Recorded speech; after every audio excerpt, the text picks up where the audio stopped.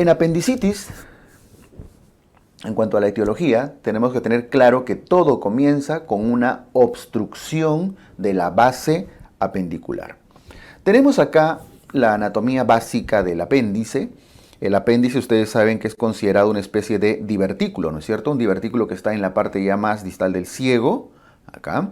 Algunos lo consideran un divertículo verdadero, porque es verdadero porque tiene todas las capas, incluyendo la capa muscular. Todas las capas, me refiero a todas las capas intestinales, incluyendo circular interna, longitudinal externa. Eso lo vamos a revisar cuando nos toque la patología diverticular. Pero para algunos es un divertículo.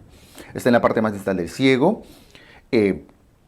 La posición más frecuente, eso quiero sí recalcarlo acá, número 1, esta es la retrocecal ascendente. ¿Okay?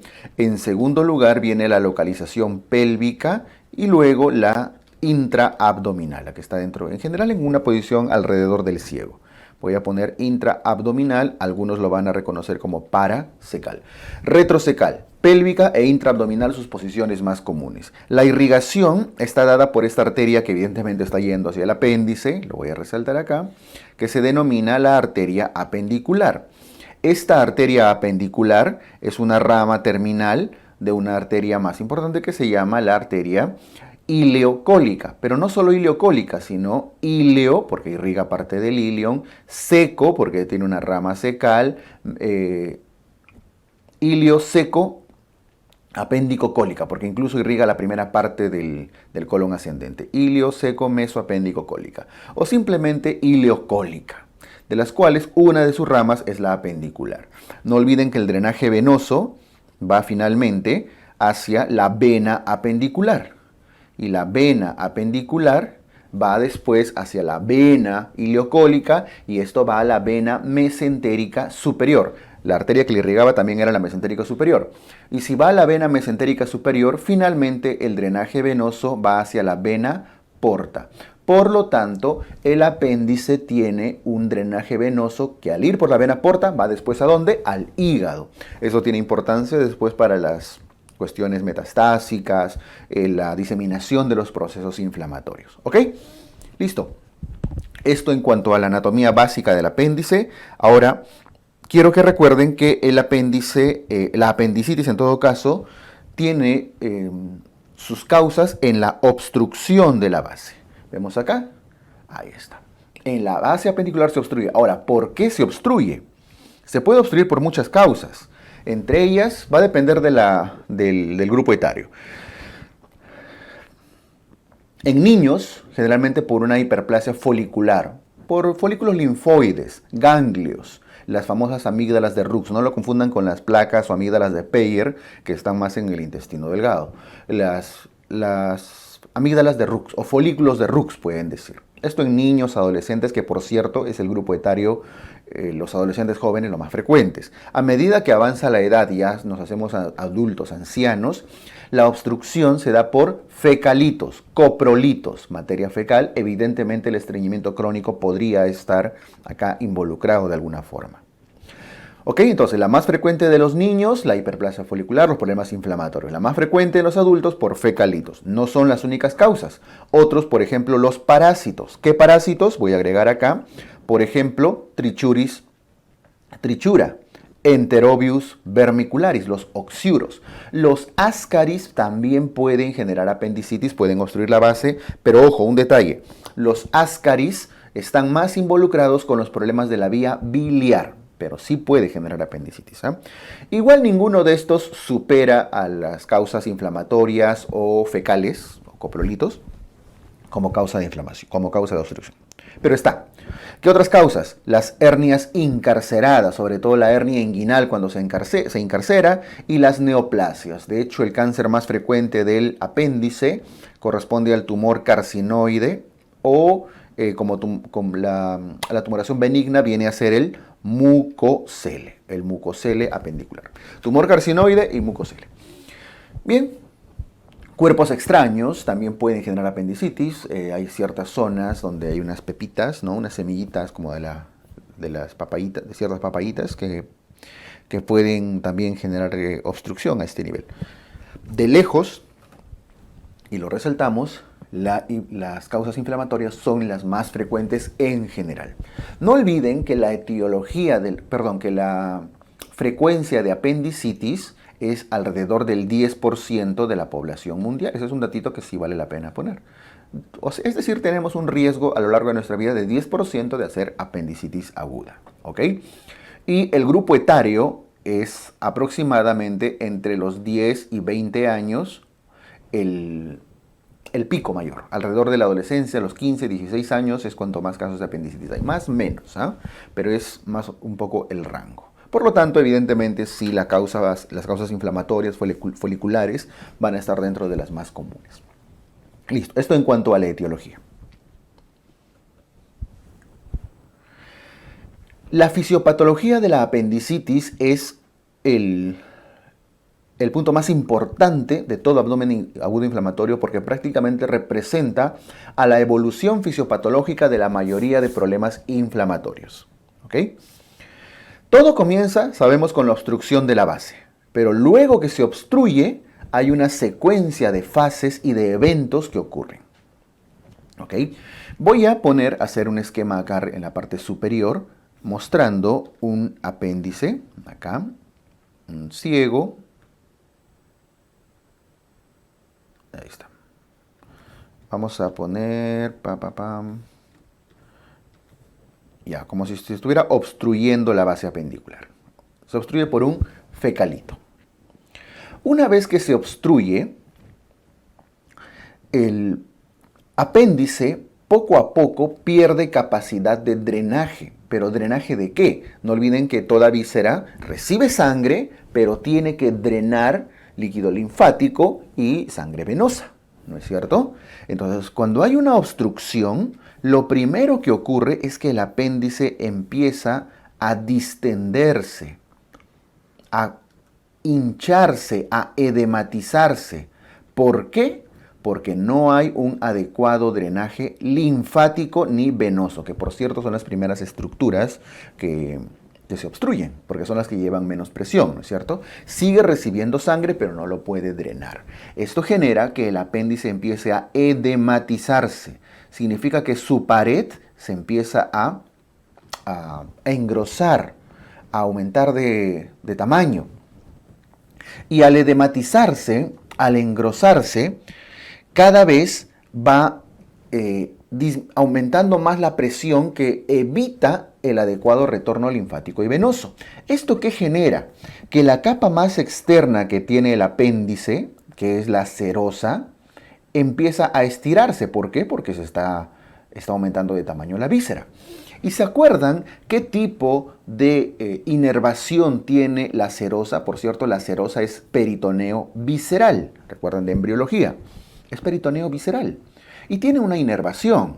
La inervación de la capa más externa de la serosa es una inervación de tipo simpática. Por eso, cuanto más se congestiona, se edematiza el apéndice, el apéndice estimula esta capa externa y hay estímulo de tipo simpático. Eso ocurre al inicio.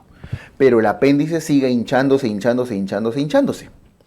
Y cuando ya se ha hinchado, entre comillas, edematizado, aumentado de tamaño, llega un momento en el que ya no puede recibir adecuadamente sangre arterial. Recuerden, lo primero que se obstruía eran los vasos linfáticos y venosos. Pero ahora, cuando ya la obstrucción se hizo mayor y el edema ya generó mayor presión en contra, pues ya no permite una adecuada irrigación. ¿Ok? Por lo tanto, eso va a ir progresivamente llevando a una isquemia intestinal, ¿ok? Una isquemia apendicular que puede llevar a la necrosis. Y paralelo a eso, incluso un poco antes, el apéndice empieza a supurar, a generar un proceso inflamatorio en su superficie, ¿no es cierto? Hay fibrina, pus, si quieren decirlo, un material inflamatorio que poco a poco termina estimulando el peritoneo parietal. La pared abdominal se empieza a estimular.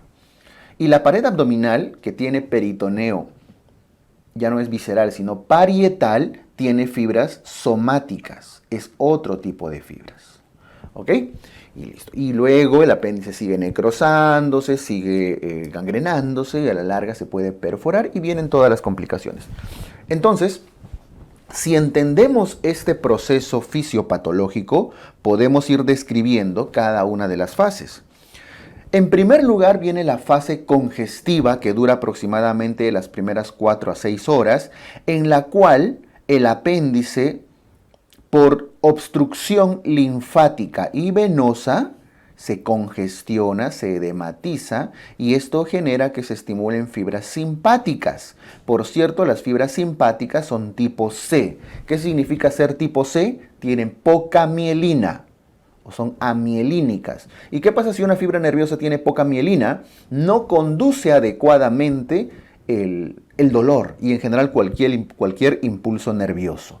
Por lo tanto, al no haber una buena conducción nerviosa, una conducción del dolor, el dolor se hace inespecífico, mal localizado, que la persona no sabe si realmente le está doliendo ni dónde ocurre esa sensación que parece dolor. El estímulo de fibras simpáticas también genera otra sintomatología. No olviden de gastroenterología que el estímulo simpático inhibe las funciones gastrointestinales, entre ellas inhibe el peristaltismo, generando íleo y otras cosas.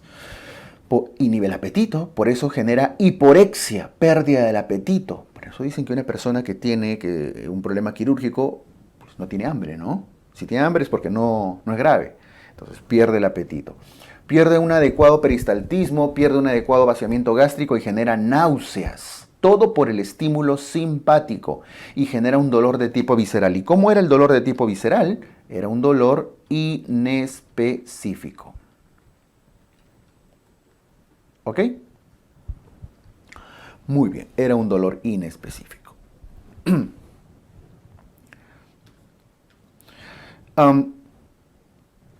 No olviden que las fibras tipo C tienen poca mielina. Bien, esto ocurre en las primeras horas.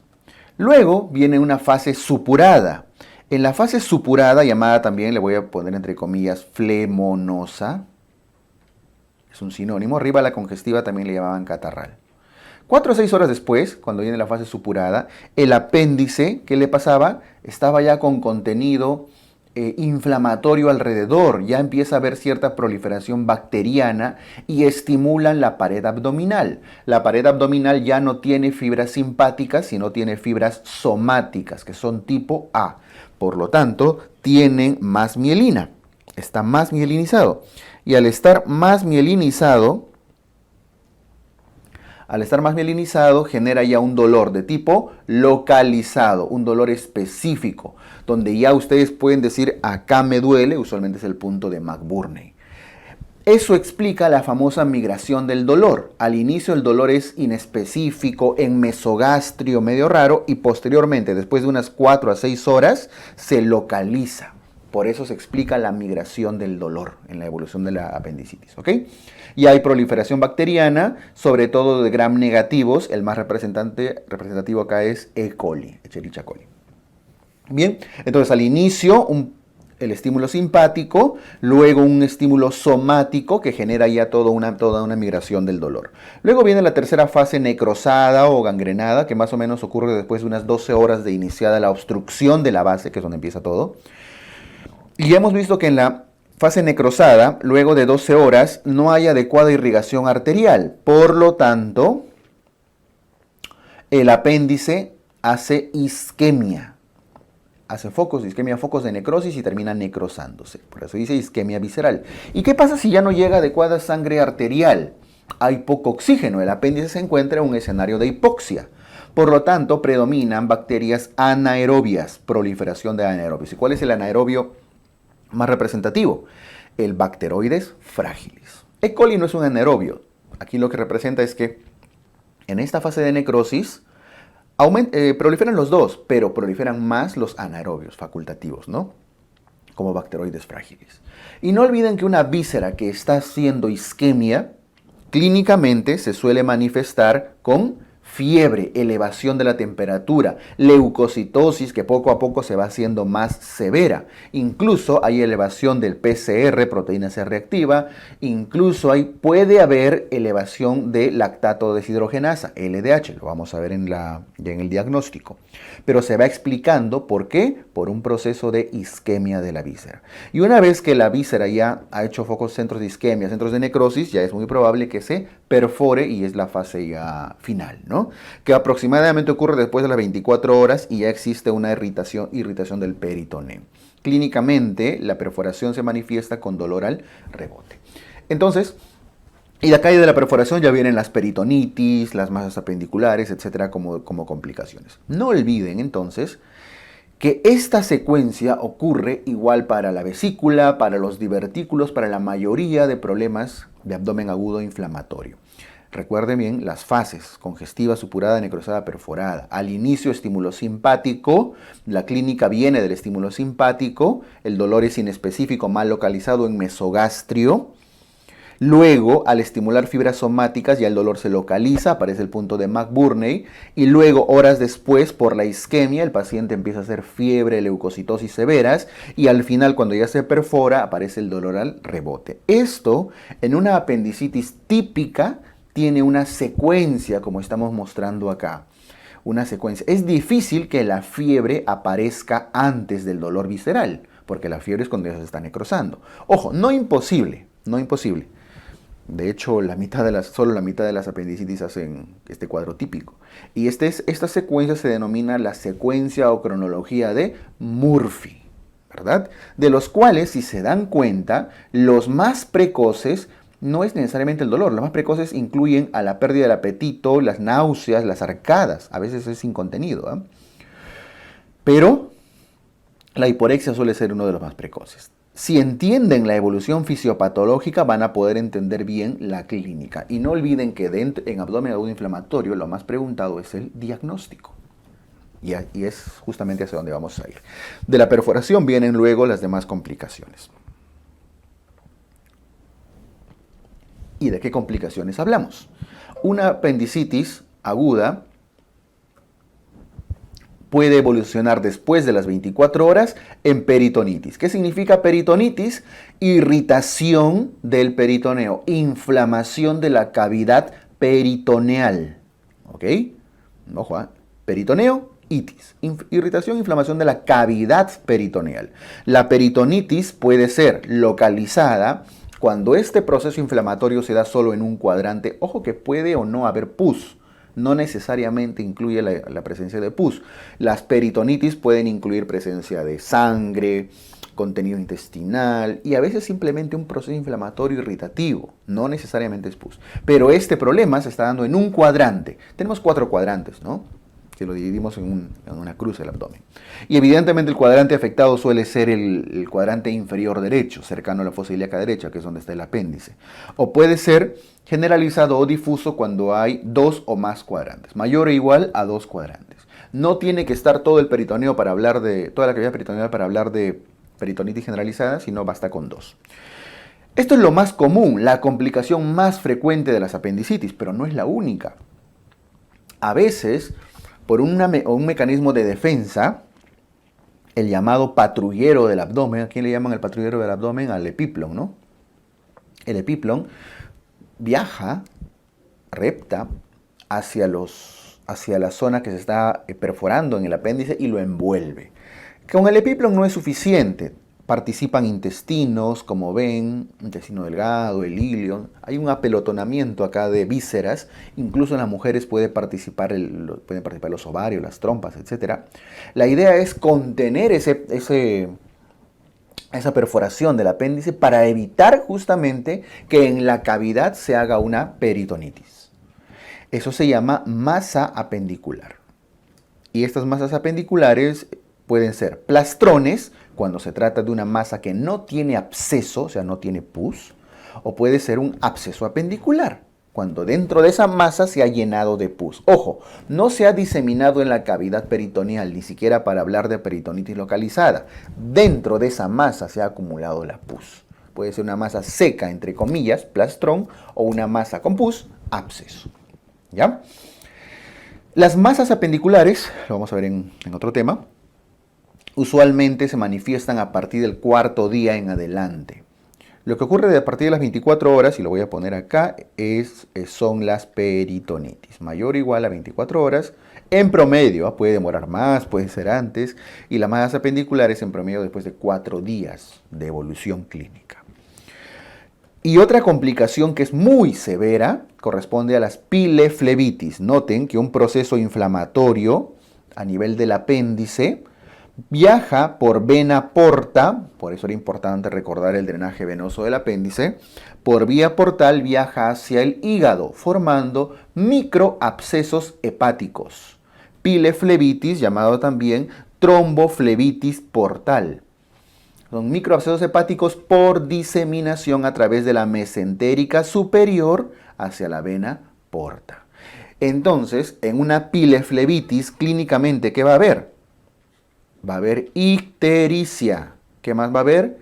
Hepatomegalia. Entonces, ustedes dirán, ¿pero qué? ¿Le dolía? Tenía dolor en el punto de McBurney y ahora está ictérico. ¿No será biliar? Entonces, ahí vienen las confusiones. Por eso, a veces las tromboflebitis no se diagnostican correctamente. Uno piensa que es una colangitis por la ictericia que tiene. Y a veces el apéndice sigue perforándose y no se termina de encontrar el foco.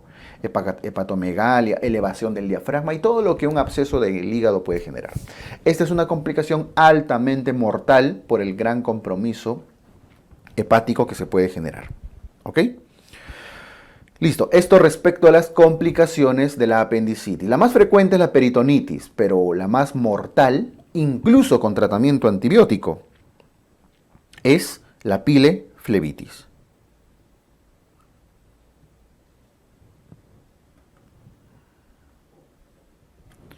El diagnóstico de la apendicitis es principalmente clínico. El examen la historia clínica y el examen físico son los componentes más importantes para diagnosticar apendicitis. Es lo más importante. Y la clínica que tienen que recordar es la secuencia de Murphy. Y la secuencia de Murphy, ¿de dónde se origina? En entender la evolución fisiopatológica. La secuencia de Murphy tiene como signo, como hallazgo más o síntoma más precoz a la hiporexia. Pero ojo, si bien es precoz, es altamente inespecífico. No significa que una persona que no tenga hambre es porque ya tiene apendicitis, ¿no? Y lo tienen que operar. No. Solamente que en el contexto de una apendicitis, si hay hiporexia, usualmente es el primero que suele aparecer. ¿Por qué? Por el estímulo simpático precisamente que hemos estado conversando en la fisiopatología. Es muy inespecífico y dolor y precoz. Pero lo importante acá de la cronología de Murphy es esta secuencia. El dolor, que primero es visceral, inespecífico, y luego genera migración, porque se hace somático. La B chica acá se refiere a visceral y la S se refiere a somático. En la visceral es el dolor inespecífico, usualmente en mesogastrio, y luego cuando hay ya estímulo somático duele la fosa ilíaca derecha. O en todo caso el cuadrante inferior derecho. Ojo que el apéndice no siempre está en la misma fosa ilíaca. ¿Ok? Luego vienen usualmente las náuseas, casi acompañando al dolor visceral, y la fiebre suele ser posterior. Cuando tenemos un caso de una persona que empieza con fiebre y después le viene el dolor, no descarta apendicitis, pero por lo menos aleja la posibilidad o nos hace ya pensar en otras alternativas. Bien, si bien a esto es lo que se considera la secuencia de Murphy clásica, cuando les preguntan cuál es el más precoz y está como clave la hiporexia, debemos considerarlo, ¿ya? Porque es incluso uno de los primeros que aparece. Luego vienen los puntos dolorosos. Y esto sí es algo que tienen que recordar bastante, al menos de los más comunes. El punto de McBurney, que se encuentra ¿dónde? No olviden, si este es el ombligo, vamos a hacer con negrito. Ese punto negro es la espina ilíaca anterosuperior derecha y el ombligo. Se hace una línea entre el ombligo y la espina ilíaca anterosuperior derecha y se divide en 3 tercios. Entre el tercio medio y el tercio externo se encuentra el punto rojito ahí, el punto de McBurney, que identifica localizaciones parasecales, o sea, todo lo que esté alrededor del ciego generalmente, ¿no? Es el más frecuente, por cierto. Luego viene en el otro tercio, entre el tercio medio y el tercio interno, ahí está el punto de Morris, que usualmente se considera que está delante o detrás de la válvula ileocecal. Por eso habla de paraileales. Podrían decir paravalvulares, pero es más frecuente decir paraileales. Morris. Luego viene el punto de Lanz, que identifica localizaciones pélvicas, es decir, cuando unen las dos espinas ilíacas anterosuperiores y lo dividen en 3 tercios. Entre el tercio medio y el tercio derecho se encuentra ahí el punto de Lanz, que identifica localizaciones inferiores, pélvicas. Es importante que sepan que al ser pélvico, el apéndice, la punta está apuntando hacia la pelvis, puede tener contacto con ¿qué vísceras? Con la vejiga, con el recto. Por lo tanto, el punto de Lanz que identifica posición pélvica del apéndice podría ir acompañado de alteraciones urinarias. Voy a poner disuria, pero no solo disuria, sino en general incluso hasta un examen de orina patológico. Y no es porque sea una itus, sino porque el apéndice está estimulando la vejiga. Incluso podría comprometer el recto, estamos hablando de la pelvis. Si el apéndice tiene contacto con el recto, lo puede estimular, aumentar su peristaltismo. ¿Y qué puede generar? Diarrea. Entonces, ¿puede una apendicitis cursar con alteraciones urinarias, diarrea y simular una infección urinaria o una gastroenterocolitis? Sí, sobre todo en estos casos por la posición pélvica. Acuérdense de Lanz. Y el verde, el punto verde, es el punto del Lesene, que identifica localizaciones muy superiores. Son usualmente 2 centímetros por encima de McBurney y 2 centímetros yéndose para atrás. Retrosecales. Las localizaciones retrosecales, ¿ok? Que sería el punto de Lesene. El más frecuente de todos es el punto de McBurney, ¿ok? Muy bien.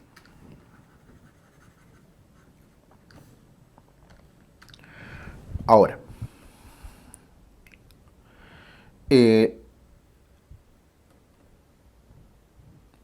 los puntos dolorosos, no puntos dolorosos, sino los signos. Aquí debe decir signos, ¿ya? Los signos, estamos en la parte baja a la izquierda. Los signos y maniobras para el diagnóstico. El signo de Robsing. El signo de Robsing ocurre cuando palpan en la fosa ilíaca izquierda y giran su manito hacia el lado derecho, generando dolor en la fosa ilíaca derecha. Vean la imagen arriba el cuadrito, miren, ponen su mano en el lado izquierdo, lo giran y llegando hasta el lado derecho. El dolor se hace más intenso acá. Por eso dicen que es dolor en el lado derecho cuando palpan en el lado izquierdo, aunque en realidad deben llevar la mano presionando el marco cólico de retroceso para distender el ciego y generar mayor dolor. ¿Okay? Para efectos prácticos, palpación en el lado izquierdo, dolor en el lado derecho.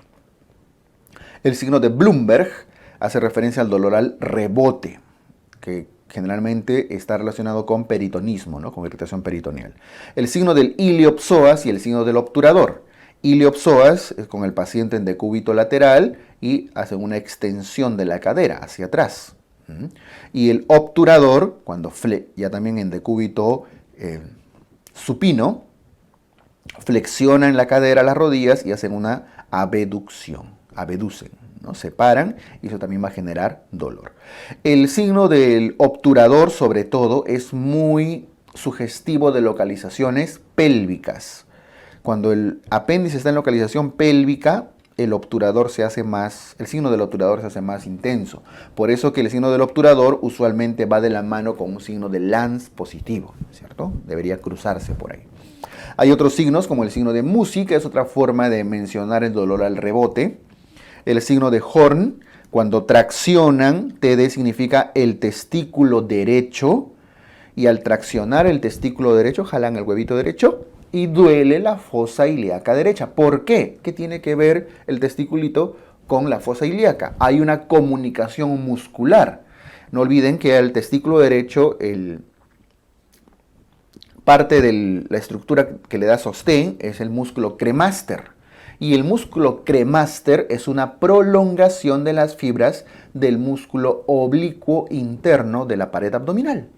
Entonces tiene sentido. El oblicuo interno en la pared, cuando ya llega al canal inguinal, se convierte en músculo cremaster o algunas de sus fibras especializadas. Entonces hay esa comunicación y ese dolor reflejo. Entonces muchas veces incluso una apendicitis puede cursar con dolor testicular y simular. Y uno piensa que el problema está en el testículo, será una torsión, será una orquitis y a veces el problema está en el apéndice. ¿Ok? Signo de Horn. Y listo. ¿Qué exámenes auxiliares? Hemos dicho que el diagnóstico de la apendicitis es eminentemente clínico. Clínico. Entonces, los exámenes auxiliares son totalmente de ayuda diagnóstica. ¿Ok? De ayuda diagnóstica. El más específico de todos los exámenes auxiliares, si estamos hablando de imágenes, es la tomografía. La tomografía idealmente contrastada, aunque no siempre hay que ponerle contraste si es que hay contraindicaciones. Una tomografía simple ya debería poder diagnosticar una apendicitis mostrando lo que hemos comentado desde la fisiopatología, la dilatación y el engrosamiento de la pared. Aquí estamos viendo esa línea blanca alrededor, es la pared engrosada y dilatado del apéndice, ¿no? Vamos a dar medidas ahora. Es el más específico y que diagnostica como un gold estándar la mayor cantidad de apendicitis. Sin embargo, en mujeres gestantes y jóvenes no se hace ecografía, al menos no de inicio. Sobre todo si ya está gestando, no se le puede hacer. Y si es una mujer joven en edad fértil, siempre hay que sospechar la posibilidad de una gestación y no mandar a tomografía de frente, disculpen, sino a ecografía. ¿Ok? La ecografía tiene el mismo fundamento, encontrar la dilatación apendicular con el engrosamiento de su pared, con el edema. Con presencia o no a veces de coprolito o de fecalito. El hemograma es un examen útil y van a encontrar aumento del recuento leucocitario, más de 10.000 leucocitos usualmente, y más específico sería con desviación izquierda, considerando una neutrofilia por encima del 75-80% o más del 5% de elementos abastonados, ¿no? ¿Ok? La leucocitosis con neutrofilia, ¿no? Desviación izquierda. La elevación de PCR y de LDH son útiles, no son muy sensibles, de hecho la sensibilidad es muy baja, pero cuando aparecen pueden ser más específicos. No superan de ninguna manera la leucocitosis como elemento diagnóstico, además que es más caro, menos accesible y demás cosas.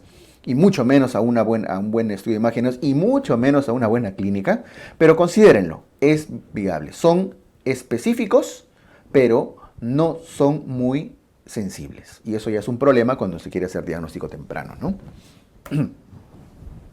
¿Qué hallazgos? Considerando que la tomografía y la ecografía son los estudios de imágenes importantes. Los hallazgos, para empezar, la pared debe medir más de 2 milímetros. Está engrosado. El edema de la pared lo lleva más de 2 milímetros.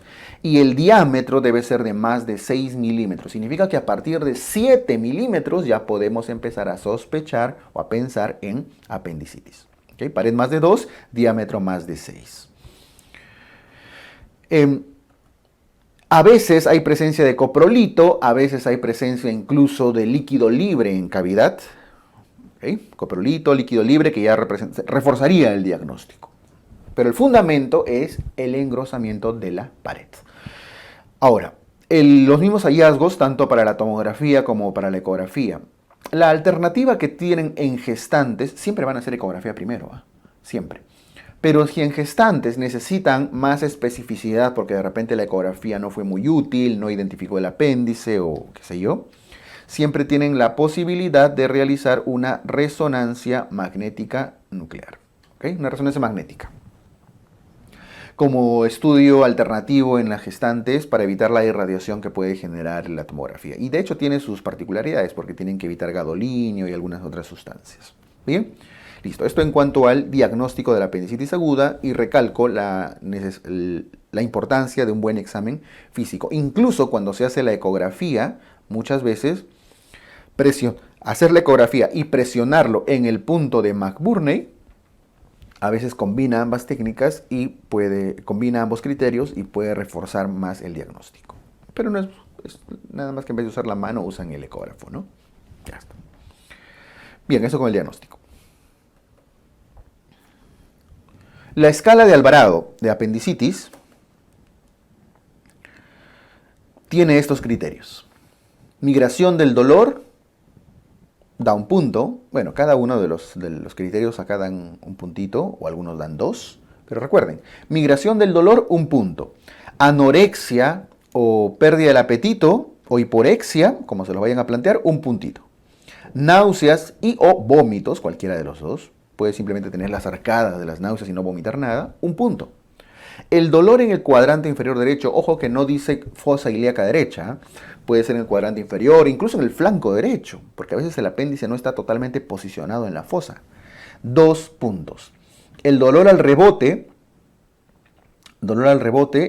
el peritonismo, el Bloomberg, el Musi, un punto. La elevación de la temperatura, la fiebre, un punto. Miren, la leucocitosis, 2 puntos. Y la división izquierda, con predominio de bastonados, neutrofilia, etcétera, un punto. Ya lo conocen esto por lectura de hemograma, ¿no? Entonces, todo suma 10 puntos. ¿Cuáles son los dos más importantes? Más importantes por el valor que tienen, ¿ah? El dolor en el cuadrante inferior derecho y la leucocitosis. ¿Qué es Mantrels? Mantrels es de alguna manera mnemotecnia, el acrónimo, pero de las palabras en inglés. Es una forma de recordar la escala de Alvarado. Por eso algunos le dicen escala de Mantrels. M de migración del dolor. A de anorexia. N de náuseas. T, pero T, dolor no se escribe con T. Bueno, en inglés la irritación, y esto se refiere a tenderness. Viene la T de tenderness de una irritación en el cuadrante inferior derecho. R de rebote. E de elevación de la temperatura, fiebre. L de leucocitosis y S de shift to the left, la desviación izquierda. Y ahí de la mnemotecnia inglesa viene la palabra Mantrels, ¿ok? No olviden que los dos valores, les decía, que más puntaje dan a la escala de Alvarado es la palpación, un buen examen físico encontrando dolor en la fosa ilíaca derecha o cuadrante inferior derecho, y un buen hemograma encontrando leucocitosis. ¿Está bien? ¿Cómo se interpreta? Si es que Alvarado les sale entre 1 y 3, o sea, es un Alvarado chiquito, ¿no? La posibilidad de apendicitis es muy baja, entonces tienen que buscar otras causas de dolor. Ojo que no dice que no sea quirúrgico, probablemente hay otro problema por el que se tengan que operar. Incluso hasta podría ser un problema ovárico si es una mujer, etc. Pero hay que seguir explorándolo, hay que seguir investigando. No significa dar de alta ni nada de esto, pero buscar otras causas de dolor. Si es que Alvarado sale en un valor intermedio, 4, 5, 6, significa duda diagnóstica. Y ante la duda diagnóstica, miren que ya han hecho todo su estudio físico, tienen que recurrir a exámenes auxiliares. Y el gol estándar acá es la tomografía. Ahora, no siempre van a poder hacer tomografía. Eventualmente va a poder ser una ecografía. ¿Qué pasa si la tomografía y o la ecografía no son útiles? O no les dan una buena imagen, ya sea por técnica o por sí que simplemente no hay. Pero William, en mi hospital no hay tomógrafo. Bueno, pues habrá un ecógrafo. No hay ecógrafo. William, no hay ni luz en mi hospital. Ya, ¿qué vamos a hacer? No hay imágenes que les puedan hacer. Entonces, ¿qué alternativa tengo? No lo voy a operar. No le voy a dar de alta. Este es un concepto para todo. Si tienen duda diagnóstica, no se opera de frente. Es mejor en apendicitis esperar 12 horas. 12 horas. Significa a la siguiente guardia, ¿no es cierto? Que le evalúe el siguiente turno. Y 12 horas después le piden un hemograma. ¿Por qué? Porque 12 horas después tienen que volver a calcular la escala de Alvarado. Se supone que si tiene 4, 5, 6 el paciente no está grave, ¿no? No están dejando un paciente muy perforado o algo, porque si no, todo hubiera salido los valores volando. Miren que basta con dolor en fosa ilíaca derecha, leucocitosis y fiebre, ya tienen 5 prácticamente. Agregan una desviación izquierda o algo por aquí, rebote, y ya les sale 7 o más. Entonces, no se está dejando un paciente en mal estado. La duda diagnóstica implica confirmar, y si no pueden confirmar, esperar, con un hemograma 12 horas después. Antes de hablar del rojo, ¿qué pasa 12 horas después? Si 12 horas después Alvarado les sale entre 1 y 3, Entonces, listo, era otra cosa, se ha mejorado, otras causas de dolor. Explorar otras cosas. Pero mayor o igual a 4, 12 horas después ya implica operarlo. Apendicectomía. ¿Ya? En el normal, antes de las 12 horas, en la primera evaluación, con entre 1 y 3, otras causas de dolor. Entre 4 y 10, imágenes, tomografía. 7 a más justifica operarlo, apendicectomía. Pero si esperan, en la duda diagnóstica le hacen un hemograma y recalculan su alvarado 12 horas después, de repente bajó la fiebre, de repente ya el hemograma ha mejorado, qué sé yo, ha empeorado. Si le sale entre 1 y 3, otras causas, y basta con 4 para operar al paciente, porque ya no van a seguir esperando 12 horas, ¿no? Ahí sí ya tienen una duda que ya amerita una exploración, generalmente una laparoscopía exploradora. Bien, listo. La importancia de la escala de Alvarado es sobre todo para descartar más que para diagnosticar. O sea, es más útil para descartar. Significa que Alvarado tiene un valor predictivo negativo más alto que el valor predictivo positivo. ¿Ok? Hay modificaciones de Alvarado. Hay Alvarados que consideran en base a 9 puntos. Los alvarados que consideran en base a 9 puntos es porque no consideran la desviación izquierda como un elemento a estudiar, sobre todo porque se le estaría dando mucho puntaje al hemograma, ¿no? 3 puntos por encima de los 2 puntos que tiene un examen físico, ¿no? Un punto de McBurney, por ejemplo. Entonces, la interpretación va a ser la misma. Igual, entre 1 y 3, entre 4 y 6, de 7 a más. Ahí no hay variación. ¿Ok? Listo.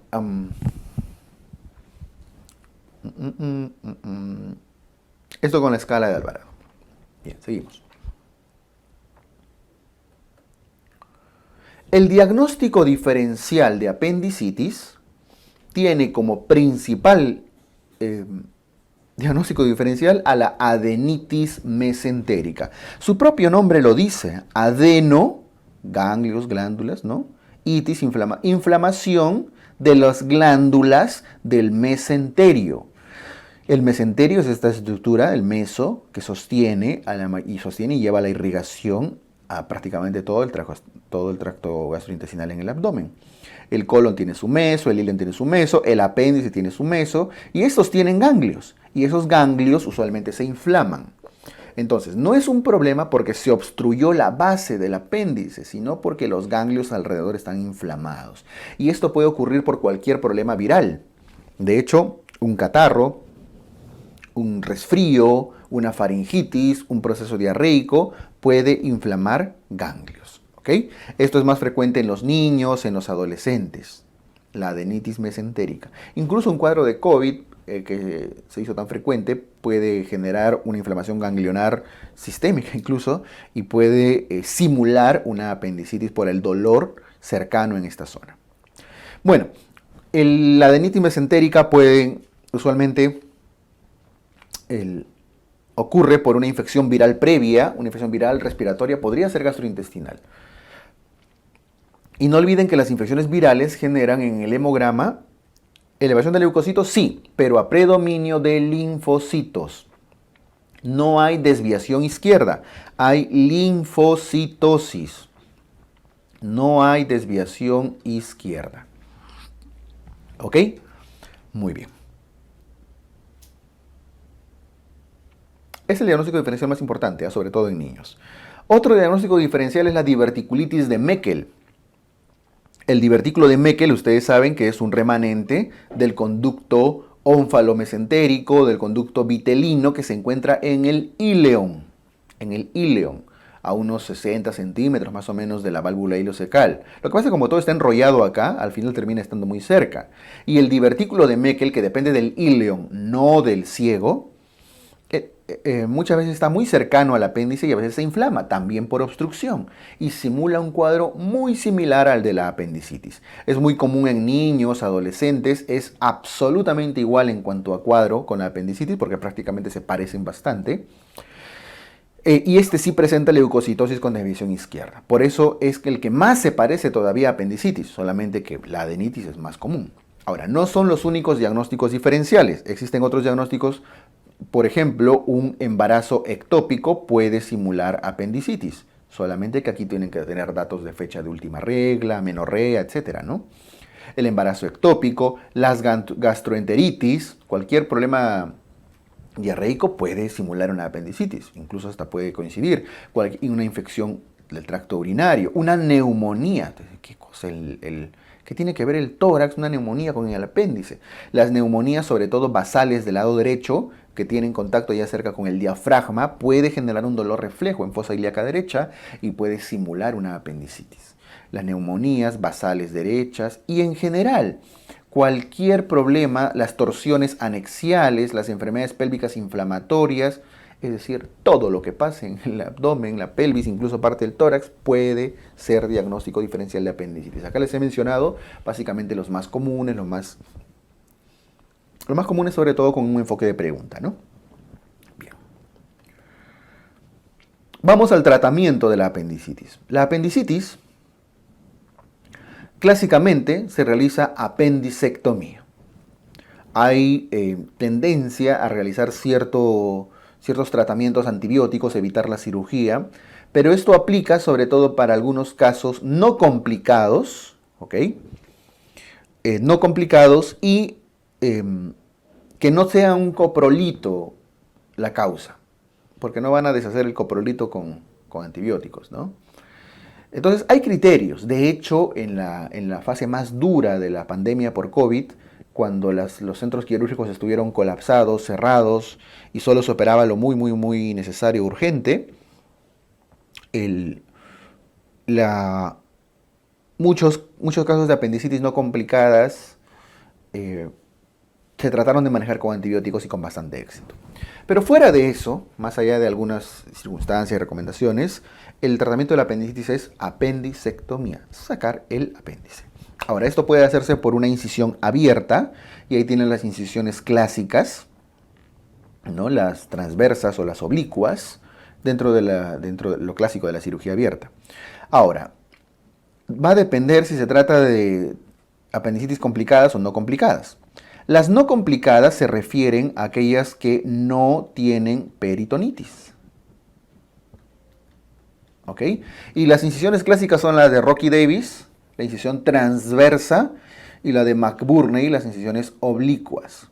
Ambas, que están dibujadas ahí en el gráfico como una X, aplican para situaciones no complicadas en las cuales no hay peritonitis. ¿En qué se diferencian? Ahora vamos a ver. Y las complicadas que ya tienen peritonitis, ¿ok?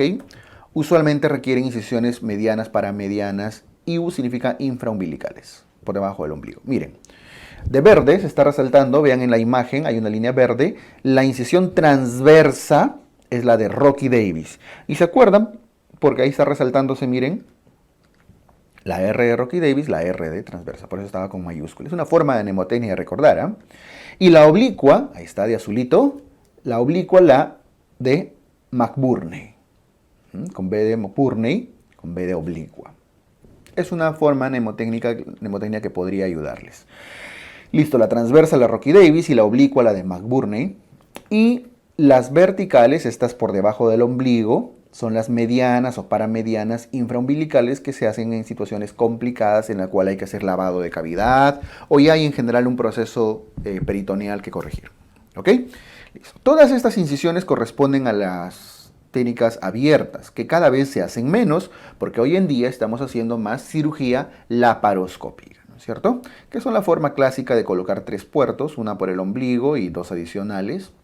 Hoy en día se está haciendo por un solo puerto, con imanes, transumbilicales, etc. Diferentes técnicas, pero digamos lo clásico ha sido esta forma. De hecho, ya lo ideal por una cuestión de no solo estética, sino de menos complicaciones postoperatorias, menos dolor, menos estancia, es la laparoscopía. Y al paciente lo que más le beneficia es que tiene menos dolor, ¿ok?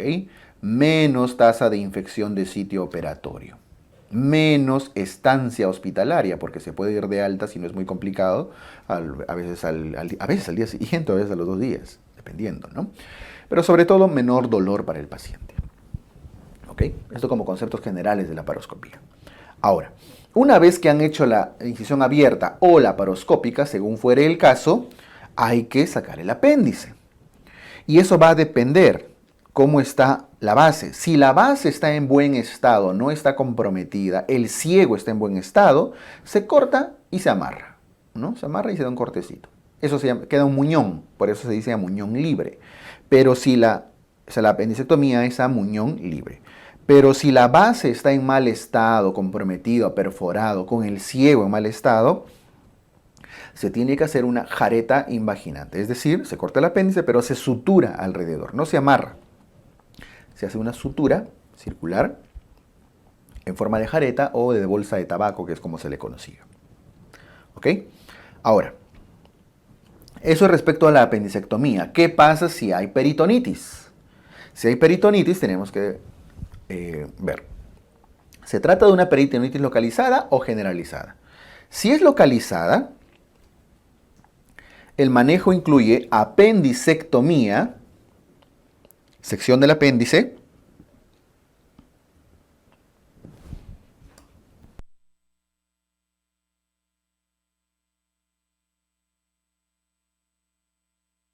apendicectomía con aspiración del contenido. Aspiración del contenido, algunos le llaman drenaje, por eso les puede confundir. Drenaje se refiere simplemente a aspirar el contenido purulento, aspiración o drenaje con su respectiva antibiótico terapia. Algunos usan más la palabra drenaje, pero no se refiere a dejarle dren, se refiere a aspirar. ¿Ok? Apendicectomía más drenaje más respectiva antibiótico terapia. Y si se trata de una peritonitis generalizada, acá no es base, acá es generalizada o difusa,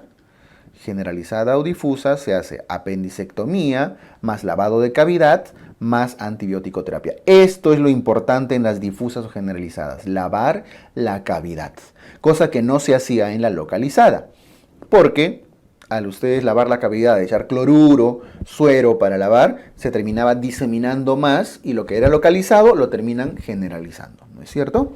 Entonces el lavado de cavidad es más para peritonitis generalizadas o difusas. Lo cual con la laparoscopía un poco es controversial, porque ahora con la laparoscopía en las localizadas también se puede lavar, solamente que se trata de un lavado controlado, ¿no? Si por ahí ven alguna vez esa palabra lavado controlado, tal vez sí sea una buena opción para peritonitis localizada. Pero en conclusión, la diferencia en el manejo de las peritonitis es que la generalizada se lava la cavidad. En ambos casos tienen que administrar antibióticos. Y los antibióticos deben incluir antibióticos para gram negativos y para anaerobios. El esquema, siempre preguntan o sea, no en el examen, sino siempre en las dudas, nos suelen comentar, ¿y cuál es el esquema recomendado? Cualquiera que incluya gram negativos y anaerobios. Ok, cualquiera. Respetando siempre el uso racional de antibióticos, ¿no es cierto? Porque no van a lanzarse de frente con ertapenem, por ejemplo, ¿no? Pero estoy cubriendo ambos. En las guías americanas siempre recomiendan como de primera línea piperacilina tazobactam, ¿no? El famoso pipetazo, lo cual no está muy disponible en ciertas regiones en nuestro medio. Entonces se suele hacer combinaciones de aminoglucósidos, amicacina, con metronidazol, a veces con clindamicina, ciprofloxacino con metronidazol, etc., ¿no? O alguna cefalosporina de segunda generación combinado con metronidazol, siempre cubriendo ambos esquemas. El asunto es que el tiempo promedio debe ser un promedio de 5 a 7 días. Esto si es que quieren sacar un tiempo aproximado, 5 o 7 días de antibióticos. Lo cierto es que algunas guías recomiendan que se da antibiótico intravenoso hasta 48 horas después de cedida la fiebre. Porque después de operarse todavía va a haber fiebre un día más y a veces otro día, ¿no? No por infección de la herida, sino por el propio proceso inflamatorio. Disminuye la fiebre, usualmente reciben 2 días más de tratamiento intravenoso y luego se van de alta con vía oral. Se puede continuar incluso. Pero eso va a depender de criterios clínicos. Bueno, para efectos prácticos, 5 a 7 días de antibióticos.